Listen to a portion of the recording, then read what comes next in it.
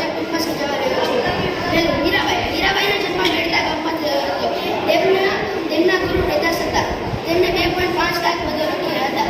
તેમને કૃષ્ણદેવી તરીકે ઓળખવામાં આવે છે. બીજા પ્રેમાનંદનો જન્મ વડોદરામાં થયો હતો.